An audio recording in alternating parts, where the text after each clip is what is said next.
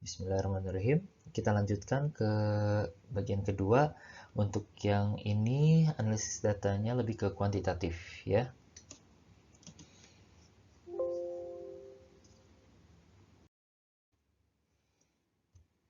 Saya ingatkan kembali untuk tujuan pokok dilaksanakannya penelitian adalah untuk menjawab pertanyaan-pertanyaan penelitian.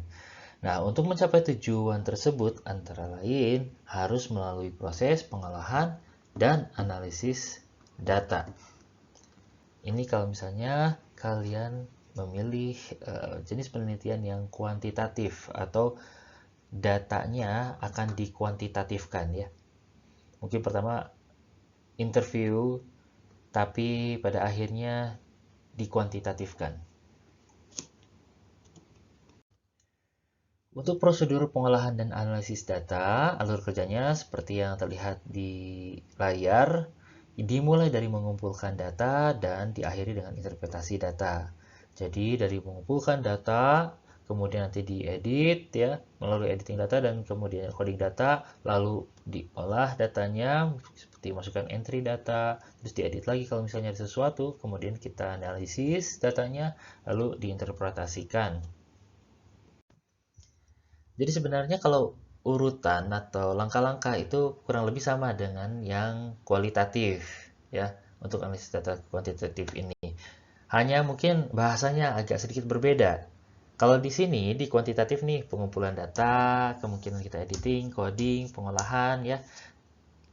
Saya ingatkan kembali kalau yang tadi kualitatif, pertamanya apa? Pertamanya ketika pengumpulan data itu langsung interview biasanya. Interview dan transkrip dapat ininya, dapat datanya. Ya, dari interview, kemudian transkrip, kemudian apa? Reduksi data. Reduksi data sini masuk di dalamnya adalah coding. Ya, kemudian setelah reduksi data adalah verifikasi, penarikan kesimpulan, triangulasi. Nah, di sini kita pengolahan data saja. Oke. Ya, untuk pengumpulan data, ini ada dua metode pengumpulan data yang utama, yaitu survei dan one-on-one interview. Ya.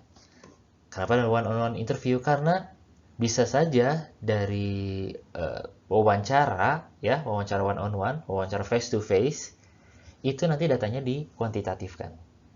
Jadi, ada dua metode pengumpulan data, survei dan one-on-one interview. Untuk survei, macam-macam ya, ada yang longitudinal survey, ada yang cross-sectional survey, ada yang observational survey, macam-macam.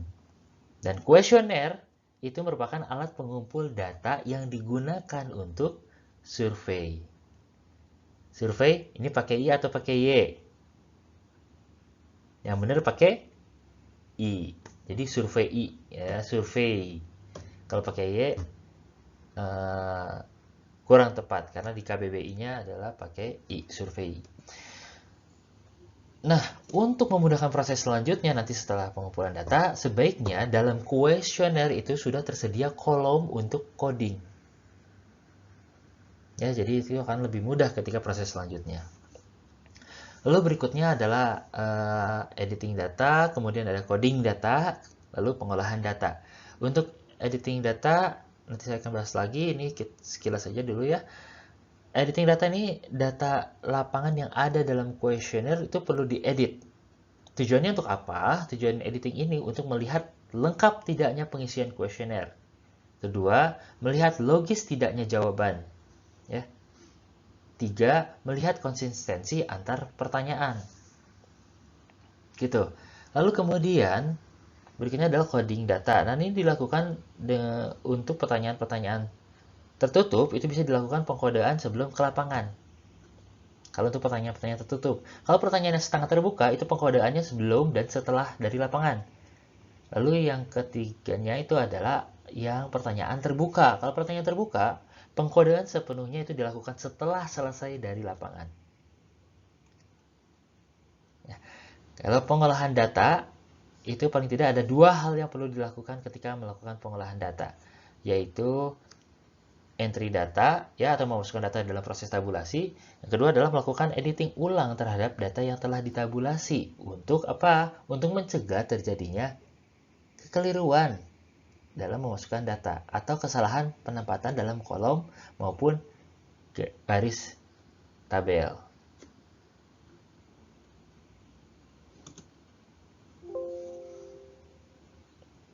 Sebelum data diolah, tentunya data tersebut perlu diedit lebih dahulu. Jadi data atau keterangan yang udah kita kumpulkan dalam suatu buku ya itu perlu dibaca sekali lagi dan mungkin diperbaiki. Jika misalnya kita lihat ke sana ke sini masih ada hal-hal yang mungkin salah atau keliru atau masih meragukan, itu bisa diedit kembali gitu. Ya, beberapa hal yang perlu diperhatikan dalam mengedit data yaitu apakah data sudah lengkap dan sempurna. Nah, harus sempurna di sini dalam artian bahwa semua kolom atau pertanyaan harus terjawab atau terisi. Jangan ada satupun dari jawaban terbiarkan kosong. Enumerator, tahu enumerator?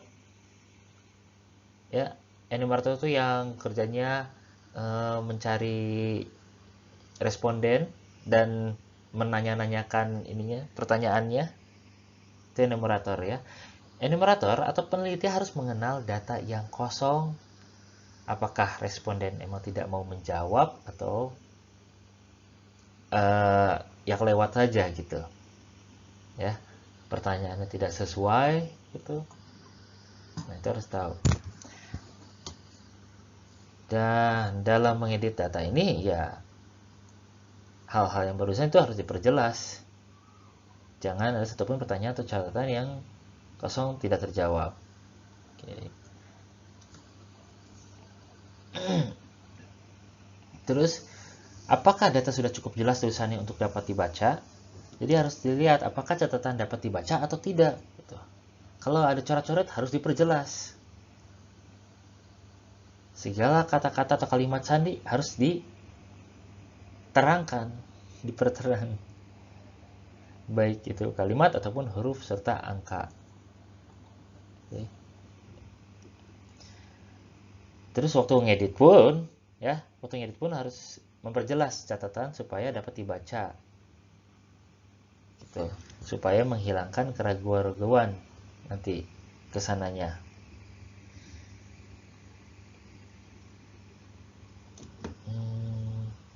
Lalu kemudian apakah semua catatan dapat dipahami atau enggak? Ya, pekerjaan ngedit juga termasuk mengubah kayak kependekan-kependekan ya, yang dibuat itu ya, singkatan-singkatan. Terus jangan-jangan ini singkatan yang hanya dimengerti oleh enumerator atau pencatat data saja, tapi belum tentu dimengerti oleh misalnya pembuat kode. Ya. Jadi harus perjelas. Kemudian apakah semua data sudah cukup konsisten atau enggak. Jadi mengedit juga berarti melihat apakah data konsisten atau tidak.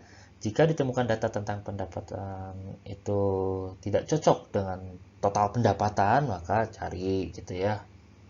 Kesalahannya ada di mana. Apa kesalahan dalam mencatat atau salah paham aja. Gitu. Oke. Ini apakah data cukup uniform atau enggak. Ya, kita lihat maksudnya cukup seragam atau enggak. Ini harus dicek ini. Seragam tuh maksudnya kalau pertanyaannya dalam unit kilogram. Yang satu jawabnya dalam gram, yang satu dalam kilogram, yang satu dalam ons. Jadi kita samakan, seragamkan ya datanya. Gitu. Apakah ada responsi yang tidak sesuai? Ya.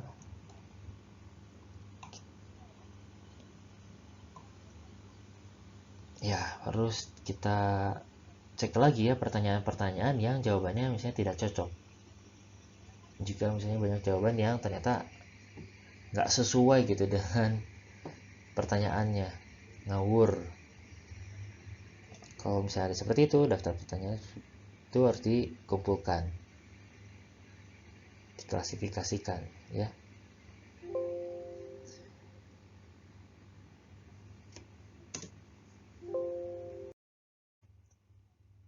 Hal lain lagi yang perlu diperhatikan dalam mengedit data adalah jangan sekali-kali mengganti jawaban, angka, ataupun pertanyaan-pertanyaan dengan maksud membuat data tersebut sesuai, konsisten, dan cocok untuk maksud tertentu. Jadi udah jawabannya X, jangan dirubah-rubah jadi ya X dihapus dikit jadi Y gitu. Nggak seperti itu ya. Mengganti data orisinil demi mencocokkan dengan sesuatu keinginan peneliti berarti melanggar prinsip kejujuran intelektual atau intellectual honesty. Selanjutnya, setelah kita editing data, kita lanjutkan ke coding data. Nah, contohnya ya, misalnya untuk coding data, jenis kelamin, laki-laki diberikan kode 0, perempuan diberikan kode 1, jawaban ya diberi kode 1, ya kalau misalnya jawaban tidak diberikan kode 0, lalu sangat setuju, misalnya kodenya 5, setuju kode 4, tidak berpendapat kode 3, tidak setuju kode 2, sangat tidak setuju kode 1. Nah, ini sesuai dengan skala dan pertanyaan yang diajukan. Mungkin bisa sama dengan skor ataupun bisa saja berbeda dengan skor, ya. Pada pertanyaan terbuka, peneliti terlebih dahulu membuat kategori jawaban, baru kemudian masing-masing kategori jawaban diberi kode angka. Nah, tempat kode, untuk tempat kode bisa menjadi satu dengan kuesioner, dua kemungkinan ya, kemungkinannya ada angka kode telah dicantumkan atau tempat kode disiapkan pada tepi kanan lembaran kuesioner. Kedua, terpisah dari kuesioner. Kalau terpisah dari kuesioner, itu bisa kartu tabulasi, bisa juga lembaran kode. Ini lembaran kode ini biasanya digunakan apabila data diolah dengan komputer. Untuk cara mengkode, ini ada 3 macam cara pengkodean, ya seperti yang tadi mungkin sudah saya sebutkan ya sebelumnya. Ada pertanyaan tertutup, itu bisa dilakukan pengkodean sebelum ke lapangan. Pertanyaan terbuka, itu pengkodean sepenuhnya dilakukan setelah selesai dari lapangan. Ada yang pertanyaan semi terbuka, itu yang pengkodean sebelum dan setelah dari lapangan. Ada beberapa saran praktis dalam pengkodean, yaitu yang pertama adalah sesudah kuesioner dikode, sebaiknya kode untuk setiap jawaban dicek oleh pengawas coding. Ini perlu dilaksanakan untuk mengurangi kesalahan pada waktu memindahkan data dari kuesioner ke dalam angka-angka kode.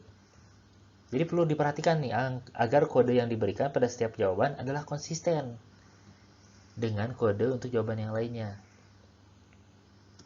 Lalu setiap kuesioner hendaknya dikode oleh seorang pengkode. Ya, dalam mengkode, pengkode harus selalu menggunakan buku kode dan jangan mengandalkan ingatannya saja. Jadi harus lihat sambil lihat nggak apa-apa ya, jangan wah nggak kok bener baru juga awal-awal. Oke.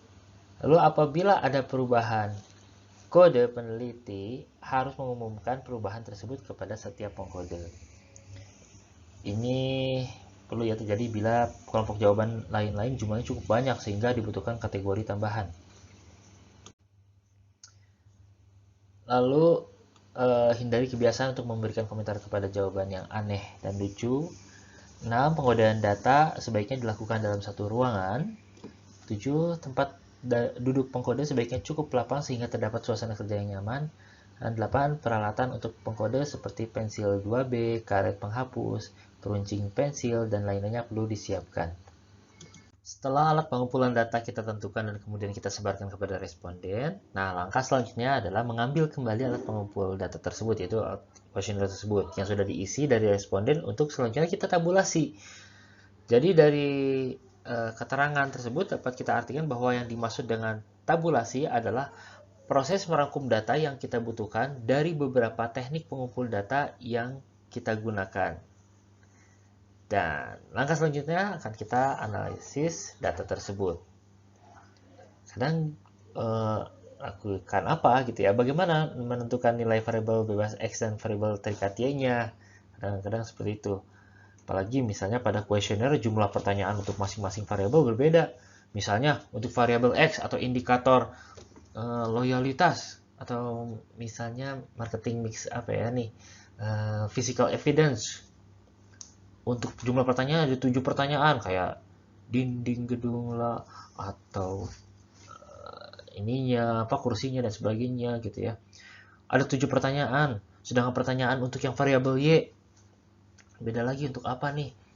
Untuk yang people-nya ya, ada 10 pertanyaan. Bagaimana? Nah, ini untuk cara menentukan nilai untuk masing-masing variabel. Hitung dulu jumlah data yang terkumpul. Ada berapa responden yang mengembalikan kuesionernya. Kemudian, buat tabel pembantu untuk masing-masing variabel. Kayak nanti saya kasih contoh ya. Kemudian setelah tabel pembantu selesai diisi, buat nilai rata-ratanya dengan cara menjumlahkan seluruh nilai lalu dibagi dengan jumlah pertanyaannya. Lalu nilai rata-rata inilah yang akan kita jadikan sebagai nilai untuk variabel penelitian. Selanjutnya kita akan analisis ya. Sebelumnya contohnya, misalnya nih saya akan lanjutkan dengan tabel. Ada 5 responden yang mengembalikan kuesioner. Udah diisi semuanya ya, dengan lengkap, dengan baik dan benar. Maka kita buat tabulasinya. Tabulasinya seperti ini. Misalnya pertanyaan nomor 1 ya, atau nomor dengan responden 1, responden si A gitu ya, menjawab jawaban B, setuju. Setuju itu poinnya 4. Ini bukan kode lagi, ini udah skor ya. Poinnya 4. Maka kita masukkan nilai tersebut ke dalam tabel pembantu ini, tabulasi data. Begitu juga dengan responden nomor 2 sampai ke 5. Misalnya yang 2 untuk pertanyaan nomor 1, dia jawabannya tidak memilih tidak menjawab atau ragu-ragu. Nah, poinnya 3 masukin. Terus sampai ke responden nomor 5. Kita masukin semua poin jawaban mereka satu persatu. Makanya lebih mudah kalau misalnya dalam bentuk Google Form ya, sudah dalam bentuk Excel nanti diekspornya. Kalau misalnya di kertas kita harus masukin satu-satu. Oke. Kemudian atau misalnya di kertas dulu, nanti kita masukkan ke Gform oleh kita sendiri, bukan oleh responden. Apa 2 kali? Nah, itu tergantung orang. Ada yang enak masukin ke Gform dulu, ada yang mau masukin ke tabel, enggak. Kemudian setelah kita masukin semuanya, kita totalkan. Nih, totalkan. Ya. Totalkan. Totalnya berapa skornya? Segini. Ya. Kemudian kita ambil rata-ratanya karena di sini ada 7 pertanyaan. Berarti 24 dibagi 7, sekitar rata-ratanya 3,4. Nah, nilai rata-rata berapa ini yang akan kita masukkan dalam pengolahan data. Nih, masukin yang variabel X, yaitu yang physical evidence misalnya ya. Yang variabel Y itu yang apa? Yang people, yang orangnya. Ini mah gedung rumah sakit, ini mah pegawainya, pelayanan orangnya, gitu bisa. Rata-rata nilainya 3,4, 3,4, 3,7, 3,4, 4,1. Nah, setelah selesai melakukan tabulasi data, maka kita dapat nilai. Terus kalau misalnya dari pelayanan pegawainya, nilainya 4, rata-ratanya 2, 3,2, 3,7, dan sebagainya. Nanti kalau misalnya sudah dapat, ya nanti kita bisa analisis. Untuk prosedur pengolahan dan analisis data, alur kerjanya seperti yang terlihat di layar, dimulai dari mengumpulkan data dan diakhiri dengan interpretasi data. Jadi dari mengumpulkan data, kemudian nanti diedit ya, melalui editing data dan kemudian coding data, lalu diolah datanya, seperti masukkan entry data, terus diedit lagi kalau misalnya ada sesuatu, kemudian kita analisis datanya, lalu diinterpretasikan. Oke, kita lanjutkan dengan analisis data. Jadi sudah entry data dan buat tabulasi data, kita lanjut ke analisis data. Dan di tahapan ini saya akan menjelaskan beberapa macam analisis data terlebih dahulu ya, yang dari tahapan kayak univariat seperti itu ya, tergantung dari variabel. Jadi ada tahap 1 analisis univariat. Nah, analisis ini dilakukannya terhadap cuma satu variabel. Bentuknya berbagai macam. Bisa distribusi frekuensi, bisa rata-rata, bisa ukuran penyebaran dari variabel seperti standar deviasi, ataupun melihat gambaran histogram dari variabel tersebut. Nanti dari analisis univariat ini dapat kita ketahui apakah konsep yang kita ukur berada dalam kondisi yang kita ukur, ya, yang siap untuk dianalisis lebih lanjut atau enggak. Dengan analisis univariat ini punya banyak manfaat, ya, antara lain yaitu untuk mengetahui apakah data yang akan digunakan untuk analisis sudah layak atau belum. Kemudian untuk mengetahui gambaran data yang dikumpulkan, berapa banyak, frekuensinya, dan sebagainya ya. Untuk mengetahui apakah data telah optimal jika akan dipakai untuk analisis berikutnya.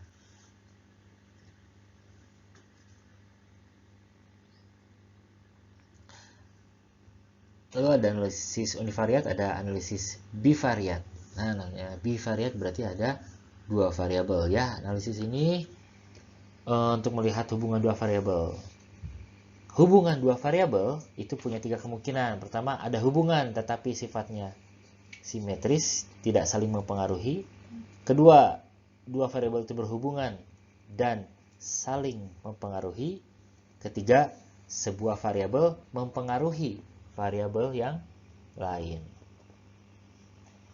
Dengan analisis bivariat, ya, dengan analisis bivariat ini penelitian tidak hanya sampai pada tahap apakah ada hubungan tidak antara kedua variabel, tetapi terus dijelaskan mekanismenya mengapa hal itu bisa terjadi, gitu ya. Lalu berikutnya ada analisis hubungan antar variabel.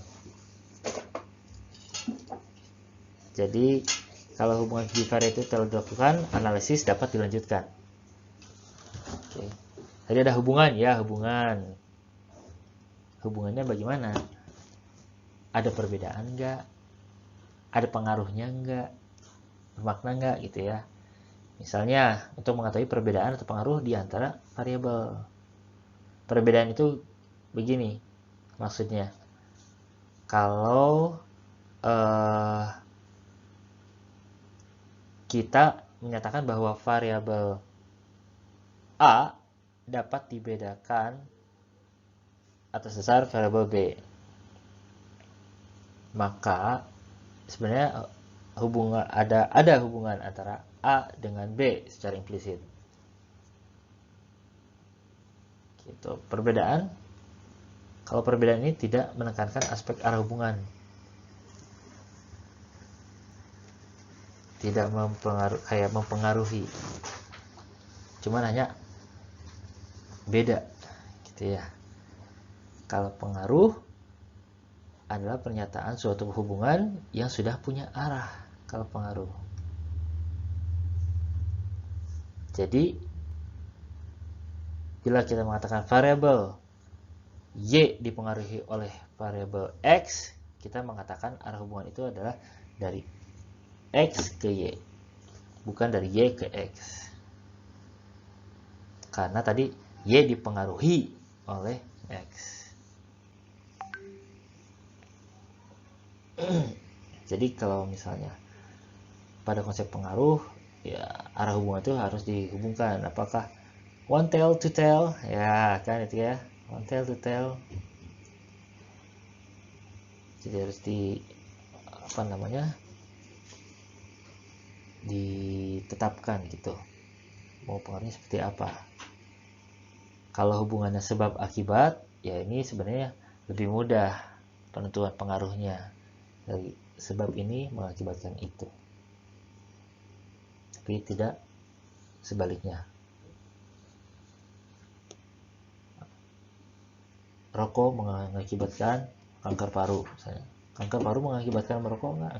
Kan beda ya, bukan kasualitas.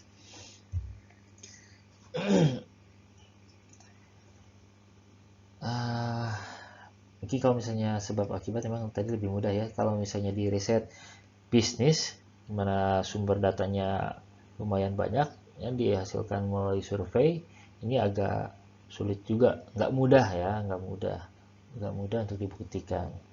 Jadi harus ada metode untuk menentukan arah hubungannya kemana. Dan tahap 4 ini analisis multivariat.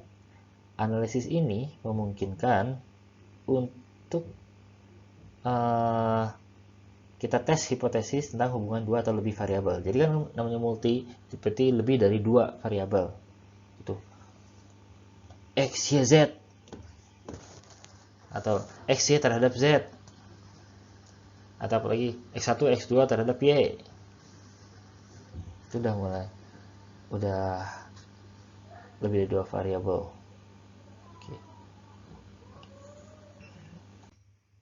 Oke, berikutnya kita akan bahas mengenai statistik deskriptif dan statistik inferensial. Ya, sebelumnya kita sudah membahas mengenai tahapan analisis data.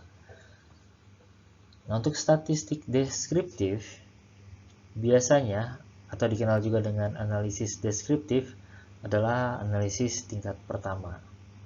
Jadi statistik deskriptif ya masih terngiang deskriptif analysis. Analisis deskriptif, deskriptif aja. Ini hanya untuk membantu peneliti memperlihatkan data biasanya. Nah, statistik deskriptif yang umum dipakai itu ya mean ya, rata-rata numerik dari sekumpulan nilai. Kalau mean itu rata-rata, median itu nilai apa?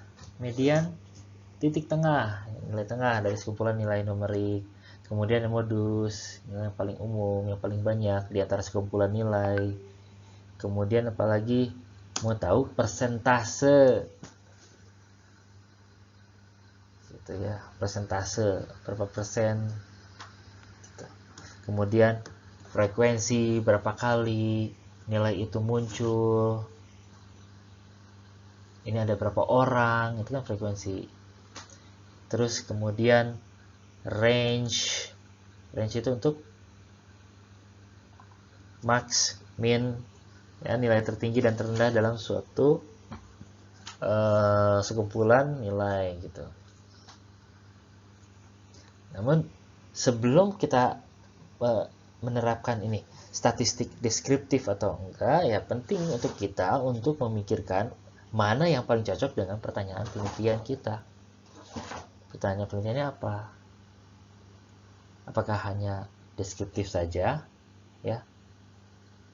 Karena kan kita misalnya deskriptif saja, saya ingin mengetahui jumlah penderita obesitas di kawasan ini, berarti deskriptif saja.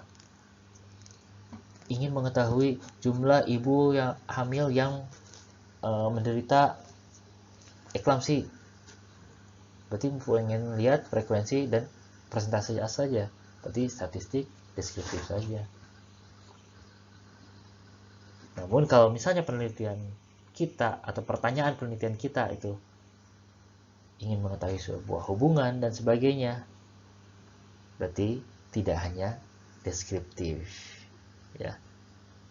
Kalau misalnya di manajemen atau manajemen rumah sakit ya, berarti deskriptif ingin mengetahui jumlah pasien gigi yang berkunjung ke rumah sakit. Jumlah yang mana nih? Pasiennya yang mana? Yang lansia, anak, dewasa. Nah, itu yang frekuensi yang anak berapa, frekuensi yang dewasa berapa, frekuensi yang lansia berapa. Seperti itu.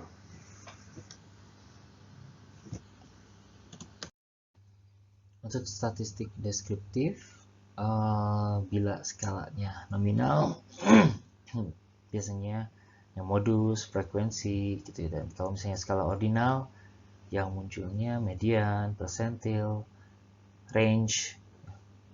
Untuk yang skala interval, rata-rata atau mean, kemudian standar deviasi, data yang dimunculkannya, kemudian skala rasio, variabelnya skala rasio ya, itu mean atau rata-rata, kemudian koefisien variasinya.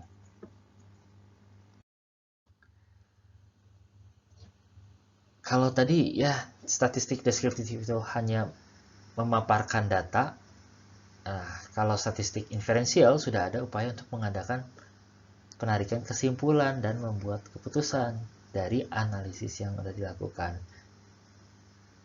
Biasanya analisis ini ambil dari sampel tertentu dari sebuah populasi yang jumlahnya banyak, dan nanti hasil analisisnya bisa digeneralisasikan terhadap populasi. Makanya statistik inferensial ini disebut juga dengan istilah statistik induktif.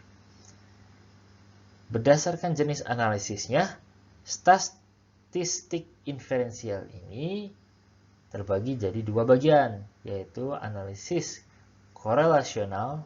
Nah, dari kata-katanya juga sudah korelasi ya, dan nanti analisis komparasi. Untuk analisis korelasional ini adalah analisis statistik yang berusaha untuk mencari hubungan atau pengaruh antara dua buah variabel atau lebih. Nanti kalau misalnya cuma dua buah variabel saja jadi bivariat, kalau lebih jadi multivariat. Kalau misalnya X1 X2 terhadap Y berarti jadi regresi. Oke. Jadi kalau dalam analisis korelasional ini, variabel itu dibagi jadi dua bagian, yaitu ada yang variabel bebas atau independent variable, variabel yang posisinya nih dia tidak dipengaruhi oleh variabel lain, sedangkan variabel terikat, dependent, variabel yang dipengaruhi oleh variabel bebas. Gitu. Misalnya kalau misalnya dalam penelitian manajemen ya, pengaruh, ada pengaruh, kalau ada pengaruh kan ini ya, pengaruh keindahan bangunan rumah sakit terhadap keputusan kunjungan ke rumah sakit. X apa? X-nya atau bebasnya apa? Gedungnya ya, kebagusan gedungnya. Terus yang dipengaruhi apa? Keputusan untuk berkunjung ke rumah sakit tersebut. Y-nya.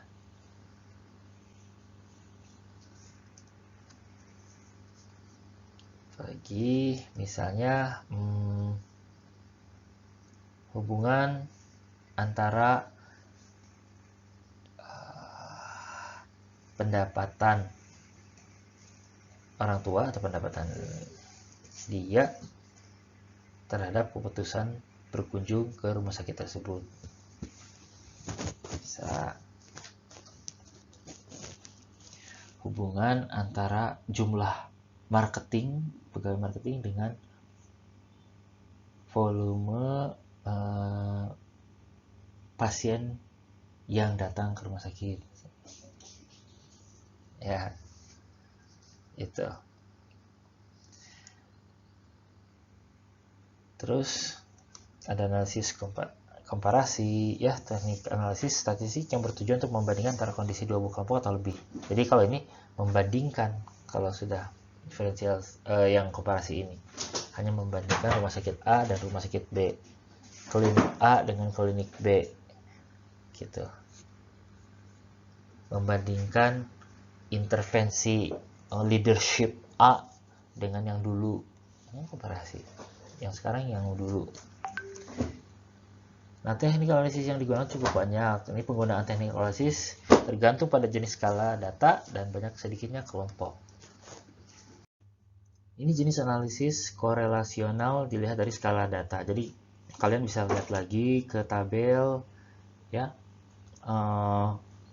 Variabelnya apa? Variabel independennya apakah nominal, apakah ordinal atau interval. ya, interval atau rasio. Kemudian apakah variabel dependennya nominal, ordinal, atau interval. Kalau misalnya nominal terhadap nominal, berarti nanti koefisien kontingensi.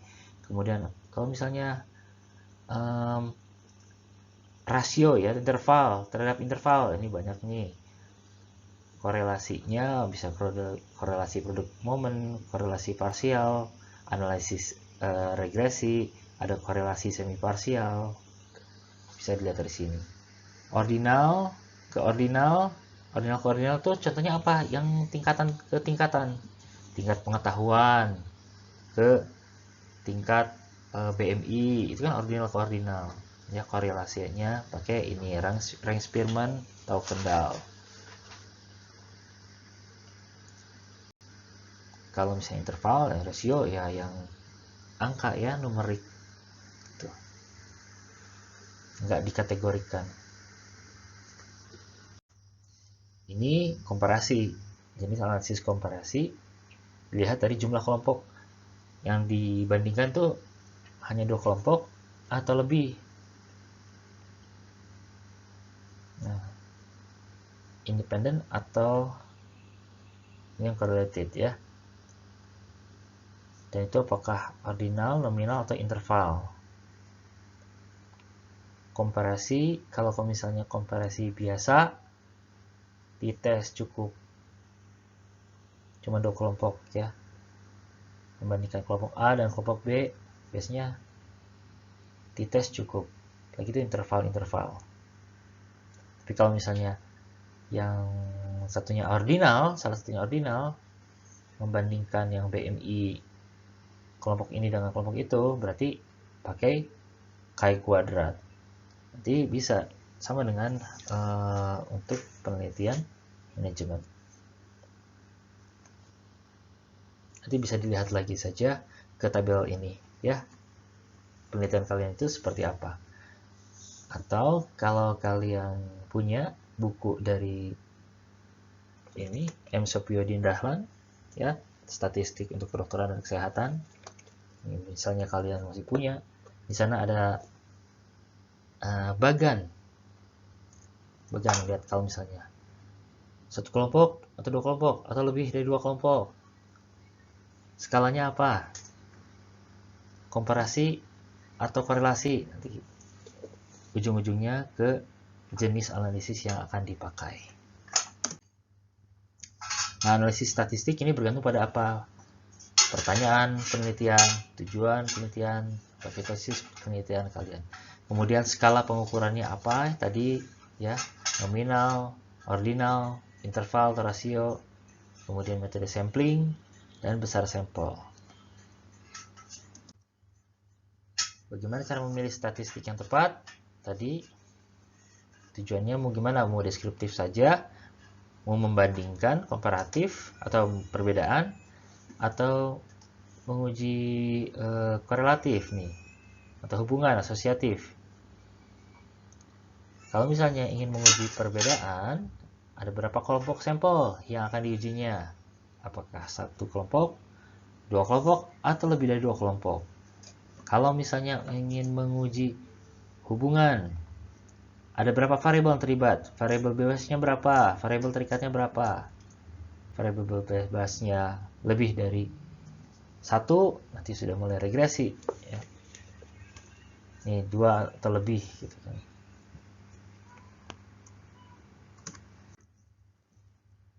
Ini tadi yang sudah disebutkan metodenya, apakah probability sampling atau non-probability.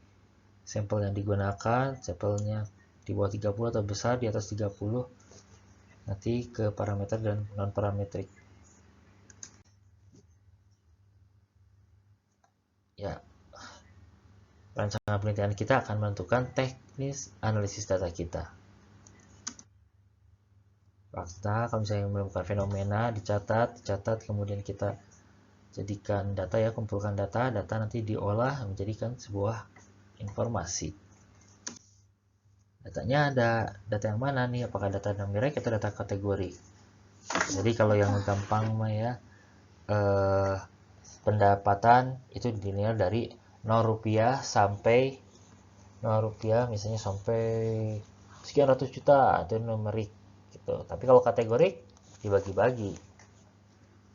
Yang 0 sampai 1,5 juta termasuk A, yang 1,5 juta sampai 5 juta termasuk B, 5 juta sampai 15 juta termasuk C, 90 sampai 20. Nah, itu kategorik jadinya.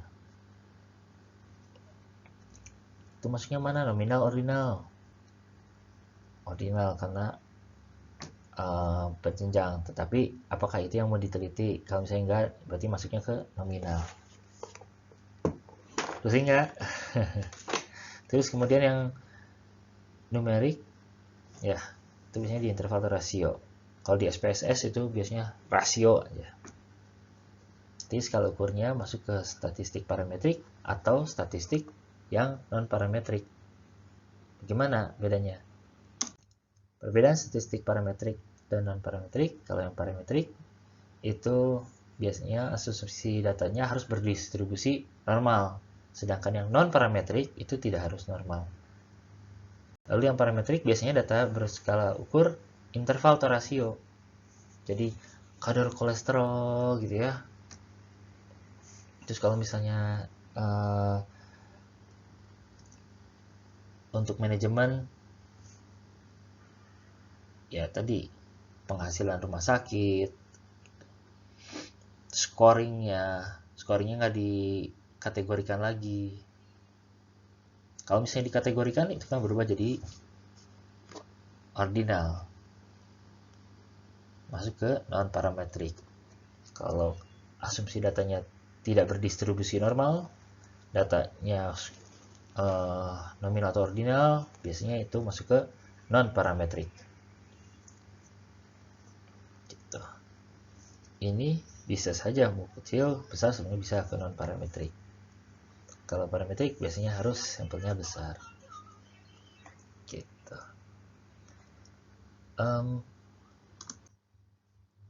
Oke, terima kasih. Terima kasih atas perhatiannya buat semuanya. Jika ada pertanyaan, silakan ditulis di kolom forum atau boleh juga langsung japri saya.